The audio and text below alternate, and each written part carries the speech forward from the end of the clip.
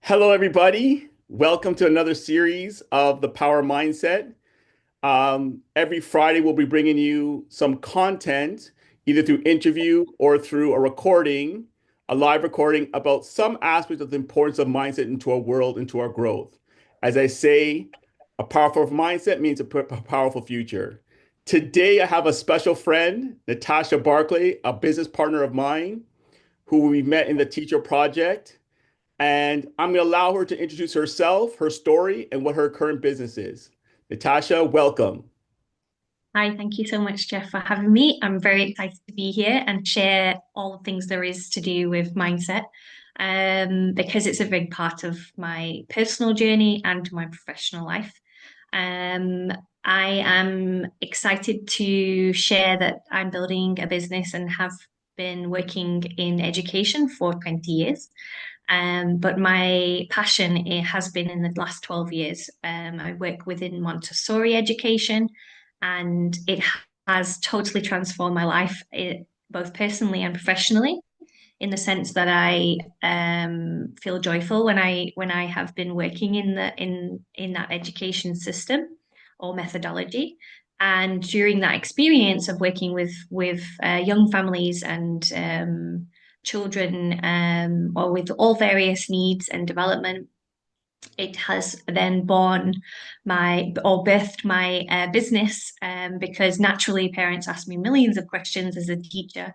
And what I sought to realize is that there's universal themes in the questions that parents have and the needs that children have. And I also were through that process over the last 12 years, realized that a lot of the questions and themes were quite linked to my own personal experience growing up as a young child.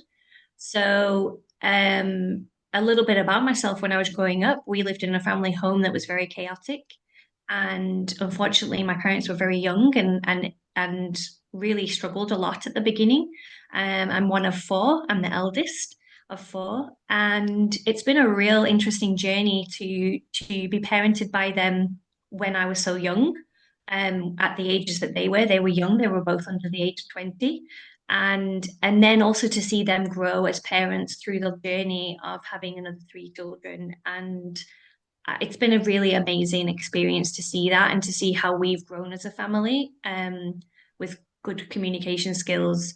And those things have come later on in life when we've become adults and learned that we needed to do that to help ourselves to heal and to grow. And mindset has been a massive part of that. So, both in my professional career and in my personal life, the need to look at what my beliefs were and my values and my vision for my life. These are the key things that have really helped me to grow as a person, challenged me as a person. But equally, I would say now in my business, it's the core fundamental pillars of my business. This is what we do. I work with families. I help them to understand what their vision and values are, and then we bring the Montessori principles into um, how we then implement practically. What do we do day to day to bring joy and connection and calm and consistency in our daily routines. And that comes also down to how do we perceive ourselves, what do we believe, and how do we grow a healthy mindset in our family, collectively and as individuals, because we also want to embrace everybody's personalities. Um, and yeah, it's been a really interesting journey. I love working with the people that I work with, and I love that when I get to meet families, they become family. So it's just, yeah, it's a really rewarding experience, and I'm very glad to be here to share about it. Thank you very much, Natasha. Brilliant story. I want to touch on something, if you could expand on for people who are, let's say, outside the educational field. Can you get a little bit Mhm. specific about what differentiates Montessori principles to regular traditional schools and tie that to how that links to your business?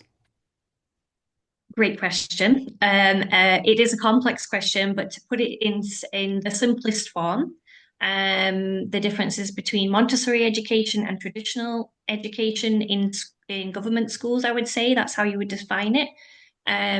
When you go into a government school, you're very much experiencing teachers that have prescriptive curriculum that they must teach, and that they're very much in a fast-paced version of children need to just keep up with the process because this is what we're doing.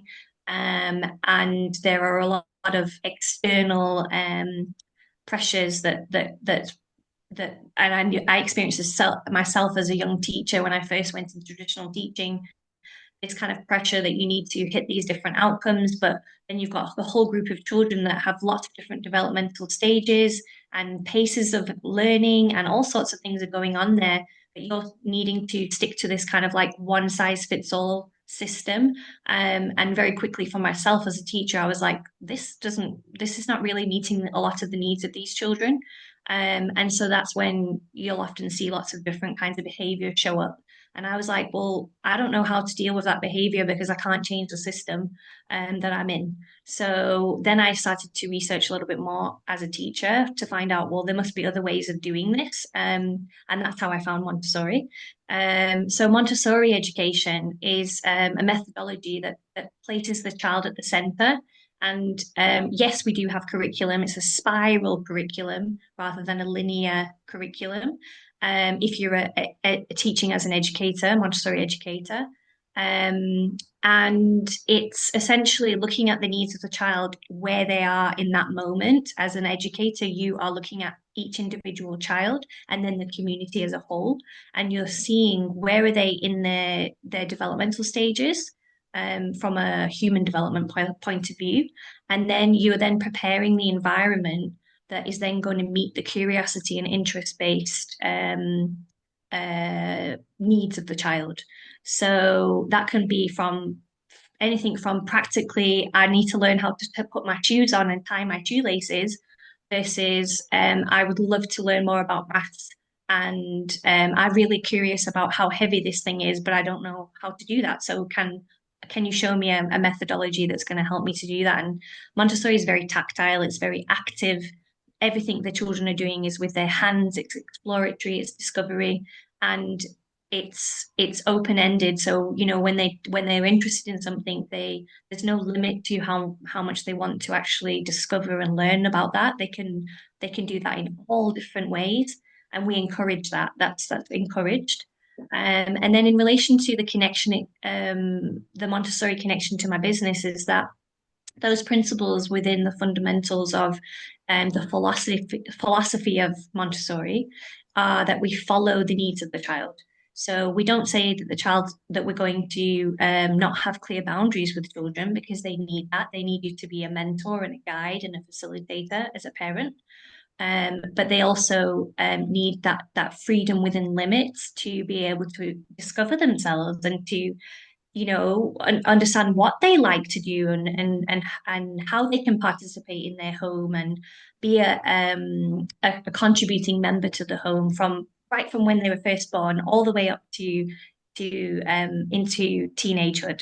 So I get so excited about this because it's such an awesome philosophy to teach parents, and principles that will help them to understand and recognize the importance of play, the importance of how we communicate, and growth mindset connects with that, of the types of things we would say to motivate and build momentum and curiosity in our children, rather than sort of a good example is when we were at the park.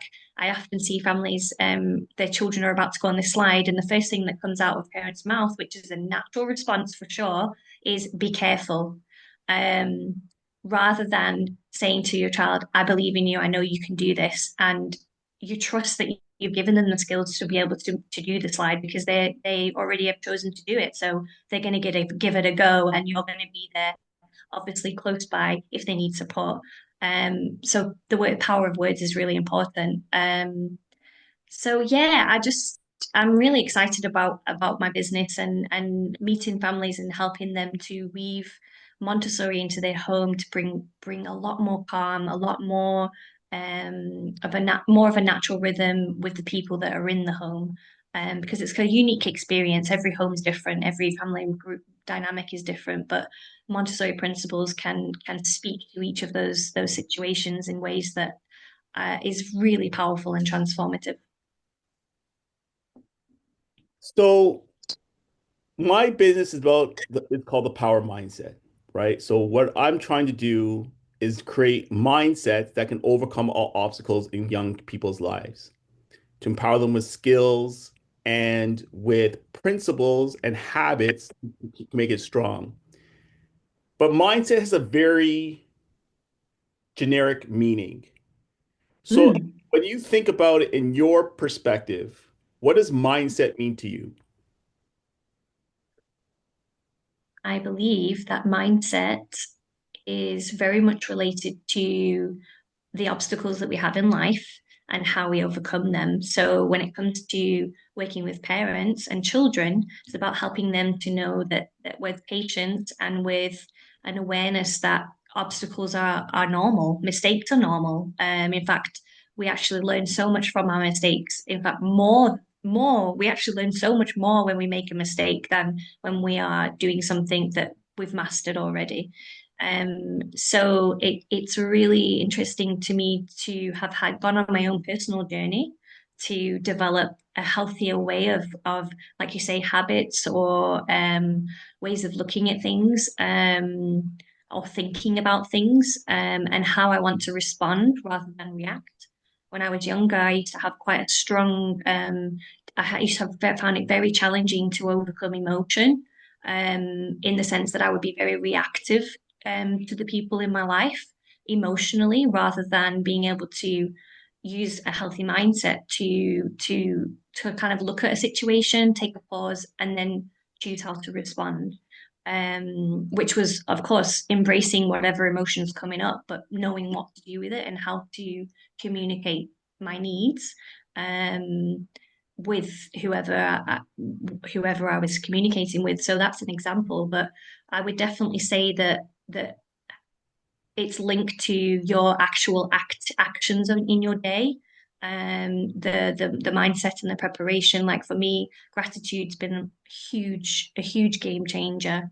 To build that habit into my daily life right at the beginning of my day, it totally changes my day and has totally changed my life. So those types of things have really helped me to develop as as a human being, but also within my business. These are the things that we're teaching, helping people to build skills about this because I think a lot of the time parents will often say, they might perceive that they are not doing a good job or that they're not good enough. Or there's lots of times families will say to me, I'm trying to do all of these things and I'm trying to juggle all these balls and I just, I'm a failure because I'm not keeping all the balls in the air.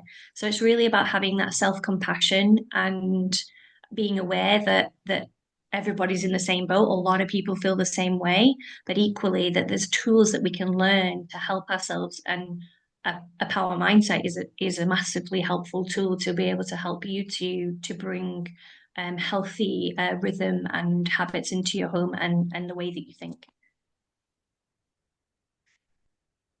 I want you to give me an example, Mhm. right, of how the services you provide your business. Let's say, for example, parents who are listening to this. Yes. What are some things they can do, either physically in their home or in their routines, that can help develop the mindsets in their family? This is an awesome question. They, what's so great is that when we can observe our children, we take the time to observe them. A lot of the time, they're actually doing a lot of the things that we do as adults. They're imitating us. So that can be a really interesting experience because then you're like, oh, actually, like my child is actually super kind with other children, or they were being so kind to that person, but that's something they've learned from you that in their environment. And when it comes to the practicalities of what does that look like, a lot of the time parents are asking me or find the struggle in the routine is is either establishing like a calmer morning routine or a lot of the time, a lot of the time food is a big thing of like how do we even organize like feeding all of our family with all the schedules that we have, and you can have teenagers in your house and young children and babies and there's all sorts going on, so how do we find this kind of like family rhythm that is going to suit everybody in a healthy way. Um, and then also things like building connection at points of daily rhythm and routine. So we all go to bed, we all go to sleep, we all get up, we all need to get to wash ourselves, we all need to have food, we all need to, walk to school or drive to school or do there's many points of connection that we all experience in life. And those are the daily routines that we focus on. And we look at what it looks like now, and then we take a step back and we say, well, are we happy with how that is playing out, or do we want to make some changes? And little baby tiny steps. So, for example, one of the most amazing ones is I can't take credit for it, but my one of my favorite things to remind parents is children really need connection, and it's super important that we foster that and we understand what that means. And it's points of connection at different ages, because whether you've got a 2-year old, or whether you've got a 7-year old, or you've got a 13-year old, they all need connection, but that will look different because of their developmental stages. So it's also about bringing that awareness to parents and helping them to be better equipped to understand, well, if my child is in this stage of development, then these are the things that they need, and I know now what they are, so I can then help provide them. Um, and when you do that, the general chaotic or kind of like feeling of like I don't know really know what's the best way to go here, that kind of feeling tends to be really really mitigated, because you have the knowledge and the wisdom to know to make better choices basically, and it really does help people to feel more confident in themselves. I want to touch on something that you mentioned, which is difficult for many people to observe, right? Parents, Yeah, teachers, coaches, yeah, about oftentimes they will talk about what's wrong with their kid yes, or the problem with their mindset with their child or their student or their player, yes, and they're not really looking at themselves as as an example. yes. It's hard. How much work is there with the actual parents' mindset and as a starting point to having a successful home that can support those Montessori principles that helps us a mindset of the kids in the house? It's, I'd say, 70% of the work. Surprisingly, a lot of people believe.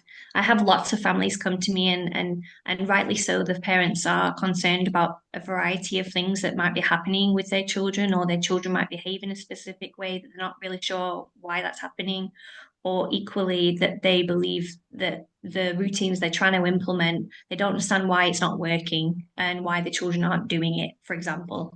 And we really do need to come to those situations with compassion and realize that sometimes it's okay to try something and it not work, and then try something else. That's okay. But equally, the level of awareness in the adults in the home is massively going to make a difference to the children by indirect, like it's just kind of like that energetic indirectness. You don't even need to necessarily directly show that you've changed your mindset, but by actively doing it and by, practicing the things like, for example, simple things like, breathing techniques for times when we're dysregulated, are massively important to a lot of to all humans. Some children, they need you to be tactile with them. They need that physical touch in those moments of dysregulation. But other children don't want you coming anywhere near them. They're like, absolutely not. That's not going to help me at all, and it will escalate them. So it's also about finding ways and learning the tools that you can learn to be able to know how to navigate those situations. And if you're calm, if you can, because often I find, even in myself, I've experienced this with my own nephews. If there's a situation and I notice and I've observed that my nephew is dysregulated, that sometimes can actually cause me to be dysregulated. And I might feel a little bit anxious about that. But then I quickly need to realize that the only way that he's going to co-regulate or be regulated in his emotional state or about a specific thing, maybe there's something happened and he doesn't know how to navigate it. The moment that I can bring myself into a calmer, more regulated state, naturally it will help him to come into calm because he'll imitate it because children do. They have that natural ability to see that their primary caregivers are guides, and in tune and intuitively will pick up on that.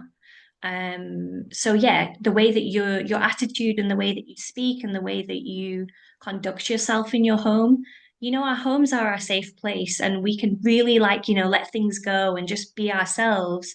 Um, and and that's awesome because our children want to be able to do that too. But we equally need to know that letting go and that, being in a safe place also means that our children are going to follow and copy what we do. So, if we're someone who is choosing to come home and watch TV for lots and lots of hours, and then the parent would say to me, "Oh, my child sits and watches the TV all the time and doesn't want to come away from the TV." But if I ask them, "Well, how much time do you spend in front of the TV yourself?" Usually there's a correlation. But if we then can tweak that and we can change it in the parent, then we'll see a change in the child. No, I totally agree. I want you to, if a listener's listening to this Hmm. and they just want to be able to say, okay, what are some things to think about if I'm trying to change the energy in our house, right? Yeah. So Hmm. is it, like, for example, is it environment, routines? Like, what would be just the major kind of, I guess, categories, for lack of a better a term, for them to start thinking about how they can start to change the processes in their house to create a healthier Hmm. space or environment, develop stronger mindsets? I believe that there are three main things that we can do that we focus very much strongly in the Harmony Pathway program that I offer to families. We look at the prepared environment, so we look at the spaces in the home. What do they look like, and how functional are they? So when I say what do they look like, there's no opinion about what your home looks like, but in the context of like, is it an organized space? Isn't it an orderly space? Can the children find the things that they need at the level, if they're very little and they maybe want to get a cup of water, have they got access to that to serve themselves a cup of water? Or do they need to come to an adult to ask to do that? Or is there a little table or a little space where they've got a little tiny jug and there's plenty of water for them and a cup where they can help themselves to the water whenever they need to fulfill that need, for example. So prepared spaces are really important for both activities together that we do together as a family, and also spaces to rest, spaces to digest, spaces to um, ebb and flow, and to be creative and fun. So those things are really, really important to have in your home.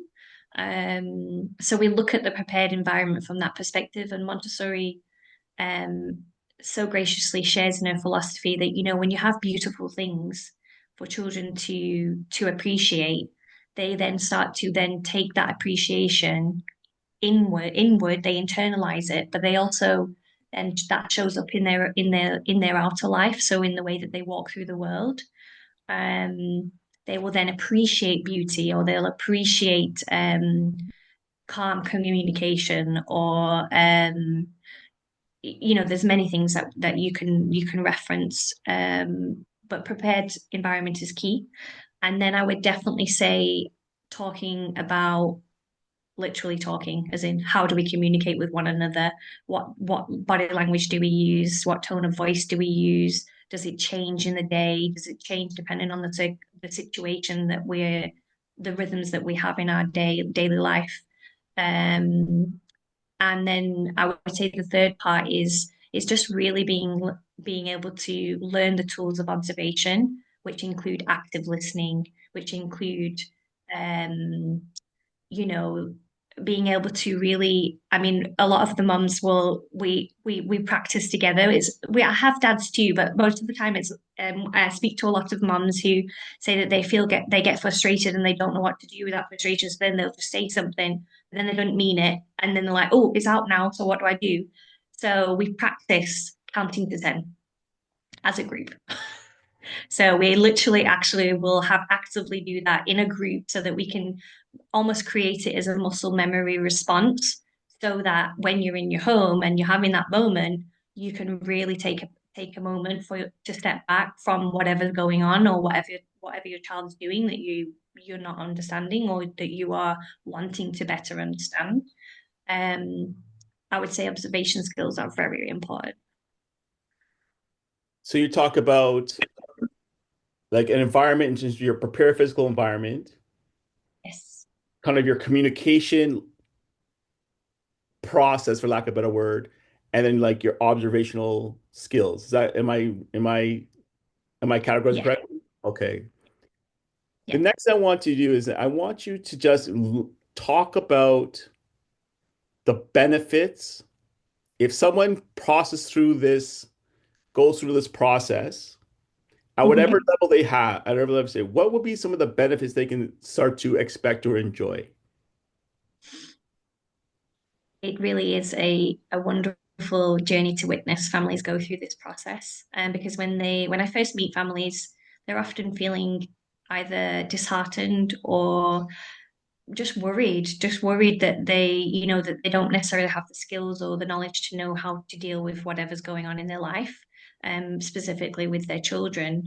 Um, or they're quite optimistic, but they're just like, I just don't know how to do it. So like I really want to, I want to implement Montessori because I know about it, I've learned about it, and I think would be really great for my family. So there's a whole range of things that people come to my door with, and then obviously everything else in between. And when they choose to invest their time and energy into this course and the commitment that is required because we it's an intensive course. We spend 3 hours a week with each other, looking at the principles and then implementing them in our home over a couple of days and then coming back to reflect on that. So reflective practice is really important in the course so that you can see that if it does again like if it doesn't work, that's okay. If we've done something that we've done in the past that we don't want to do anymore, that's okay. Like we're only human and we're all learning, so learning is massively a journey. It's not a final destination and a quick fix situation. And then we'll often have Q&As where we can share and ask questions and thoughts about what we're experiencing in the process.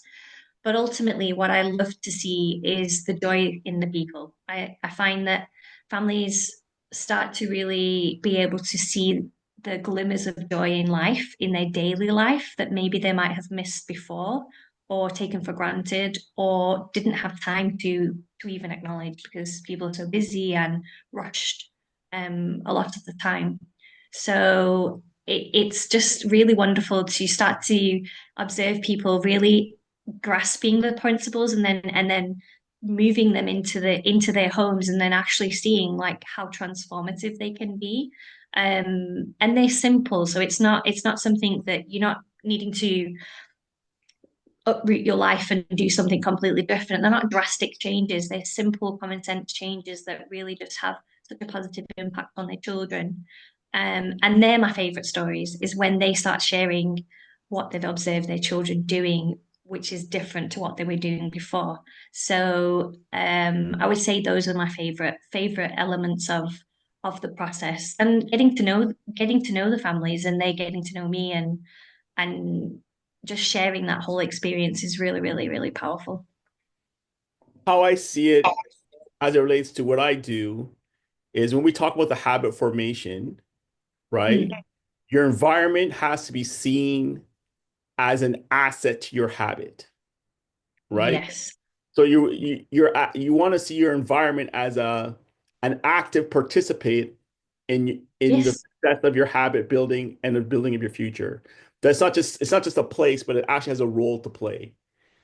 Yes, absolutely. It really does. It And really I does. see from your perspective that you're transforming the home from a place where of that could represent sadness to a place that could represent stability to a place that could represent joy, right? So kind of how I see Montessori changing the classroom to a place of static transforming of information to a Mm. place of where children are celebrated to grow at their own pace and at their own skill level. That's how I Yeah. kind of see what your business can do. Do you agree, disagree? Is that am I reading that correctly?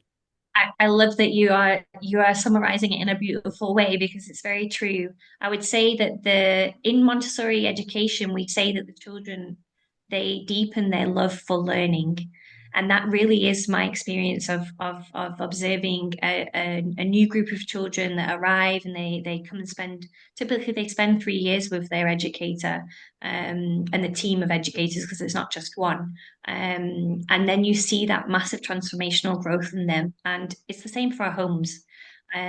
So what I notice is that, because of the fast-paced nature of the Western world, particularly, modernization is making us go faster, quicker, better, bigger, all the things.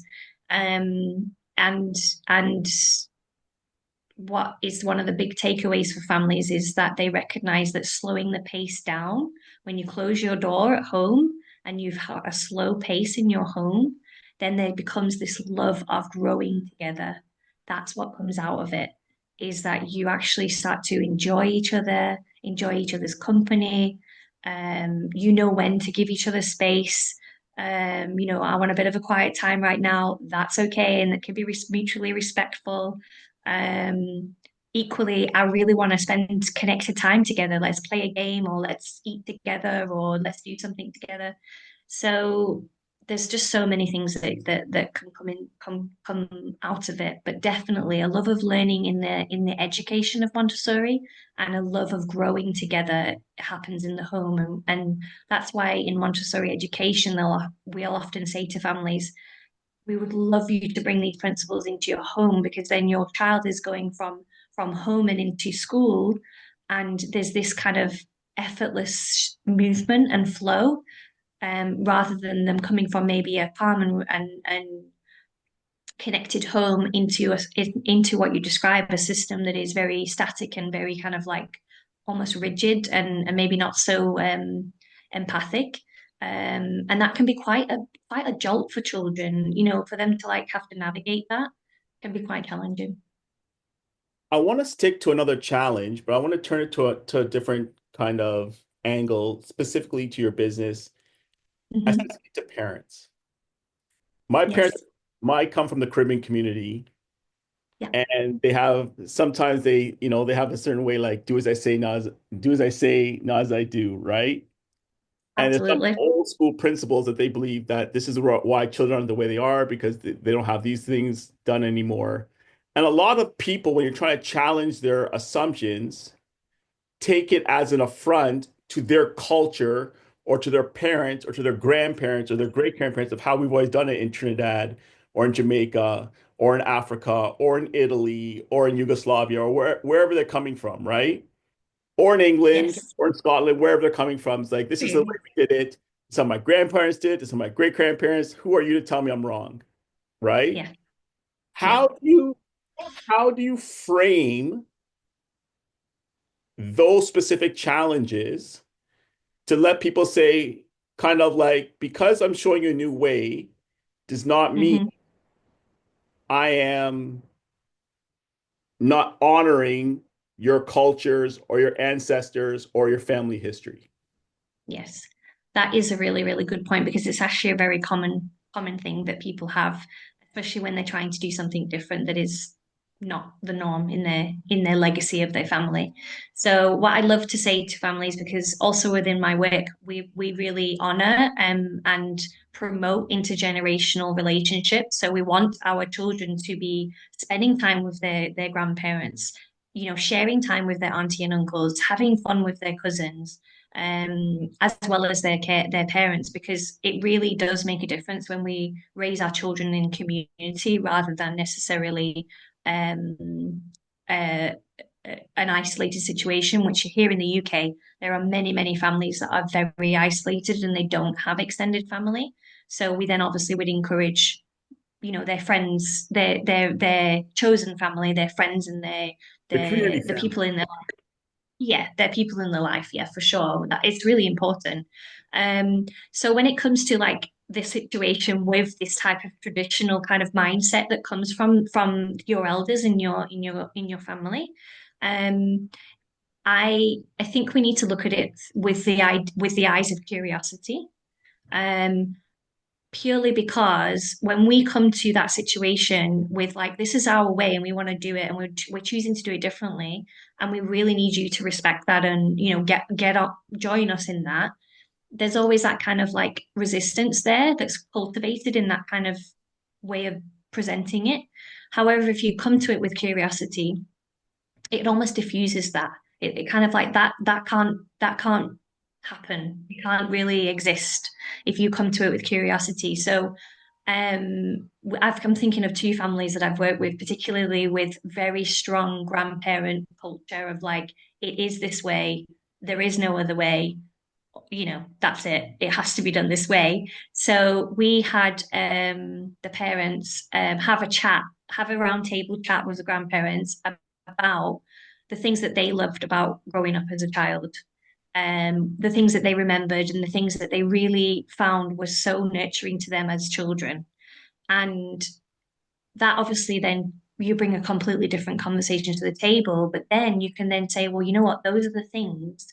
And also then you can make connections because you were obviously the child of your parents. So then it's like connecting the dots of like, oh, I love that when we did that when we were young, or you kind of like painting a new picture and then you use those traditions which are really important for families and to share with new children in their family, and you kind of like use those points of connection and traditions and you bring them into your daily life. So for example, we had one of the grannies was like, before you go outside, you need to do this, and this.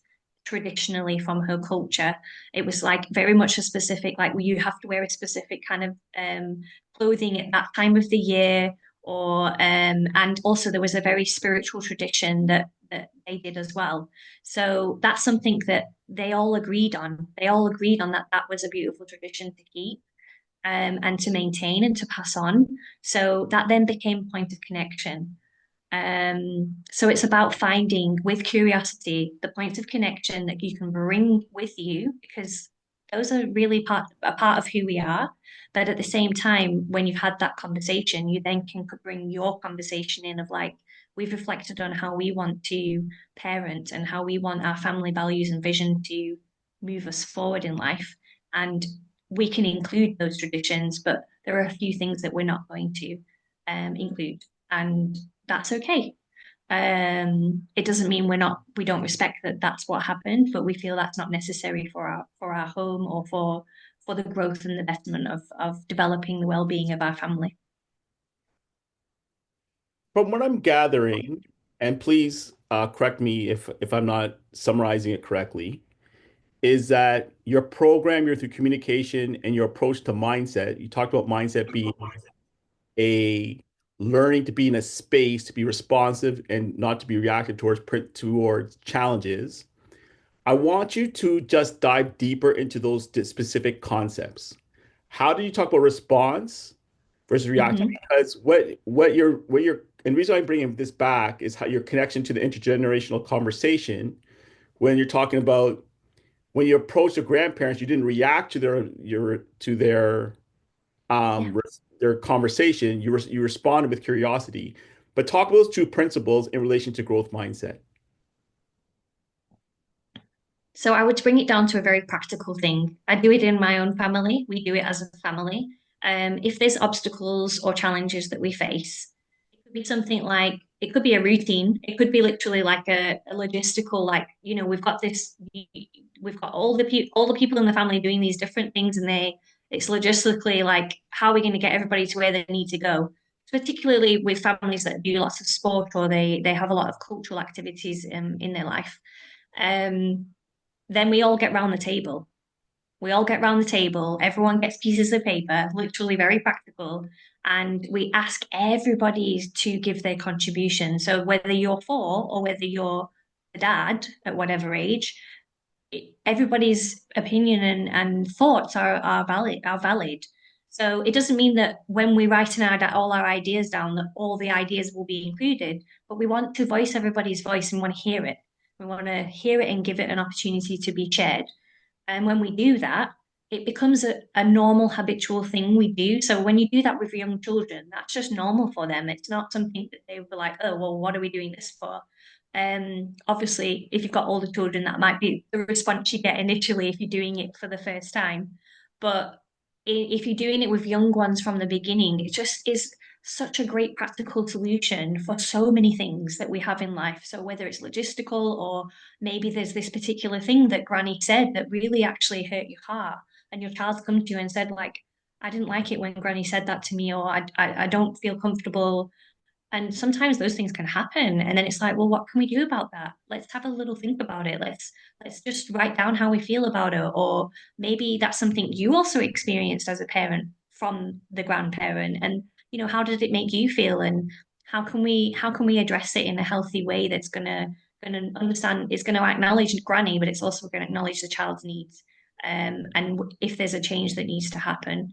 Um, so it really is about coming to it with that curiosity and a softness, rather than this kind of like it's my way or the highway, or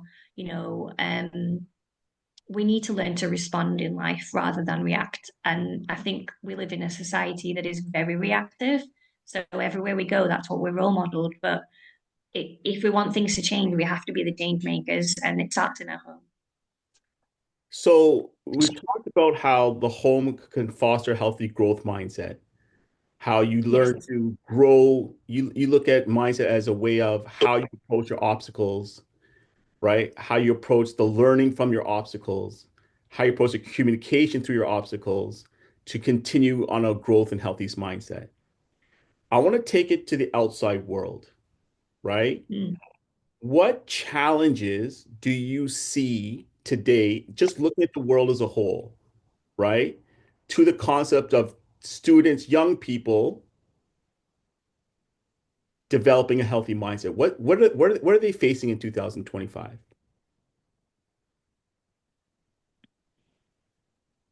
I would say that I mean, it makes me a little bit emotional actually, because 10 years ago, we would be talking about teenagers and young adults. And now I'm actually exposed to this very often with much, much younger children. Um, and the parents also actually have the same experience of the stress of technology is massively impacting people in their home in the 21st century, in the sense that it's almost like it's become so big in our home. It's become such a priority in the home, and also in the external world, like how we communicate with each other. We use technology all the time rather than necessarily having an actual conversation with someone. Um, that it can be really, really massively impactful on young people, across the board, whether you're the parent, the teen, or the young child, because it fosters this connection, and it fosters a feeling of um, uh, almost a bit of, it actually can lead to disassociation, which means I'm not participating in what's going on in life and in the world. So that's more of an extreme response, but I believe that if we can really use technology and perceive and help our children to perceive it as a tool that is very useful, and we can definitely have it in our lives, but it mustn't be this huge priority. It must just be one part of all the many parts that are a part of our life, so that we can consume it more healthily and more in a way that it's not going to have such a negative impact on the brain. Because we see in lots of research, there's plenty of research out there that is showing that the brain for young minds is very much impacted negatively by all of this consumption of and working on devices and things without adult sort of supervision or support or even explanation of what's going on, even when they potentially watch TV alone. A lot of children are alone watching TV, so they can't turn around to their parent and say, well, what, I don't understand what's happening, or why is that character so sad, or why is that character so angry. They need to have these communication opportunities to talk about it, but many don't have that opportunity. Um, so when it comes to the mindset, when you think of that context um, or backdrop in today's modern world, it really does lend itself to misleading thoughts and unhealthy thoughts, essentially. So I feel like that can have a very, very negative impact on mindset. And I've witnessed it. So it is quite alarming how many families come to me with this kind of concern. But I'm very grateful to say that, like you will know for yourself, I'm sure, with the tools of mind growth mindset and all of the things that we can offer families, that actually these things can be consumed in a healthy way, and they can also, with a balanced mindset, you can actually manage these things in your life. But I definitely think that it's a big impact for people in the modern world. Yeah, yeah, it's this the funny thing you talked about technology making Mm. people more isolated, right? More Yeah, disassociated, I think was the word you used. yeah, But that was the actual exact opposite of the modern intention, right? So you're right now in London and I'm in Austin and we're exactly. connecting using technology. The idea of technology is to make us more connected, but it's actually made us more isolated. It's made people more depressed, right? It's made Yeah, people feel more lonely. Where I met my wife teaching in a school and we just met as two yeah, teachers. That's what we met, right? yeah, But nowadays, a lot of people are saying, I don't want to meet you naturally face to face, but I'll go online and exactly. search to find a partner, almost like you're looking for a Yeah, new sweater, right? I like it, this, very like this. different. And Yeah, so it absolutely. takes that kind of that mystical, magical way of communicating or connecting with someone into a more like transactional kind of process. It does, yeah. And when you see children imitating that, young children imitating that type of behavior because that's what they're experiencing in their life, and that can be in their home or in the outer world. They when you see that type of behavior with young children and then you see them grow into teenagers, the suicidal tendencies of teenagers who've had that type of behavior from young is massively increased. um, and I mean, this is not what we want for young people. We want them to, feel safe and feel connected and feel like that technology is a fantastic tool, like how we're using it. It's an amazing, amazing tool that can be used for such amazing and wonderful things. But it does have to have that balance. And I think this is what is lacking in the world generally, is this lack of teaching awareness about how do we use technology in a healthy way so that we can be connected and we can use it in all those ways for connection. And I think sometimes that's been lost within the context of how it's marketed to us and all the things. But I think it can be definitely something that is so helpful to us, but it has to be within balance and within the development of a human. They say that our prefrontal cortex doesn't develop fully until we're 25. So if you think if that's how long it takes your reasoning mind to really strongly develop the healthy ways of being in life as an adult, then as soon as you introduce an unhealthy habit of working with technology, that's going to have a massive impact on your reasoning capabilities. And empathy. Empathy is massively impacted when it's being used in an unhealthy way. So my last question for you Yes. is someone who has lived a really fascinating life, who's married in the principles of mindset, Montessori principles, getting the best out of yourself, using unique and honoring your unique creativity abilities, having an environment to foster the greatness within yourself. What advice would you give to young people? I'm gonna context the word young, not in terms of age, but in terms of young Yes. at wherever you're at in life, right? If you're a young Hmm. parent, if you're young in a marriage, if you're young in a career, if you're That young beginning season. at Yeah. beginning season, right? Including young people as well. What Yeah. advice would you give them for them to foster a healthy and strong mindset? I would say that curiosity is key. Curiosity is key. I think the moment that you truly activate curiosity in your life and that perspective of what does curiosity bring to me and why what am I curious about, it really opens the door to discovering that actually if I have thoughts um, that do not serve me well. Like I spent a long time in my life when I was near at the beginning of my teaching. It was such a difficult experience and season of my life because my mindset was just in a very unhealthy way of thinking and also comparing and worrying and feeling like I needed to be in competition with all the people around me and equally also the habits that then came from that, were I can it's actually amazing when we have that hindsight later on as we get older, we can look back and be like, oh wow, that was interesting.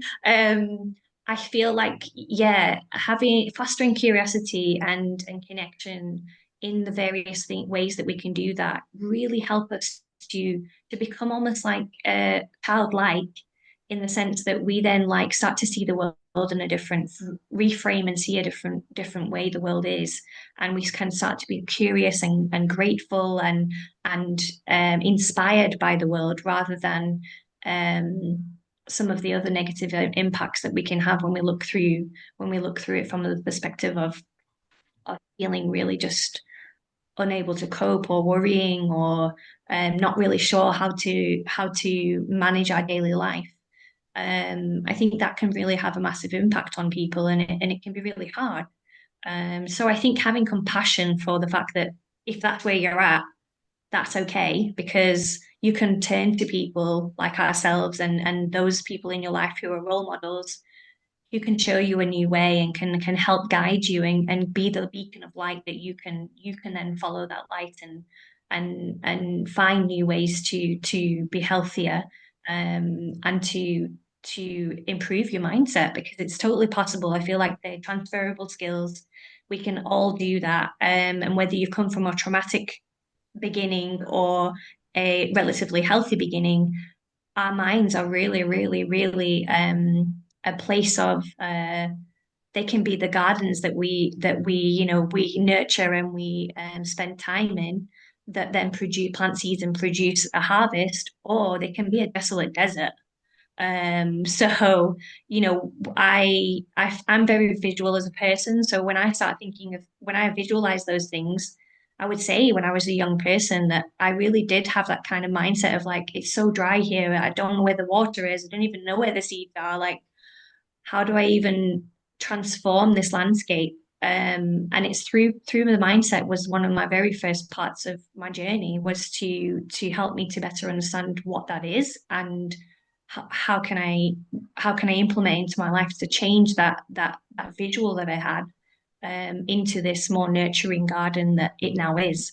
Um, and it's a work in progress. So it's not like every day's, a spring day because we have seasons in our life too. So I think it's really important to be compassionate.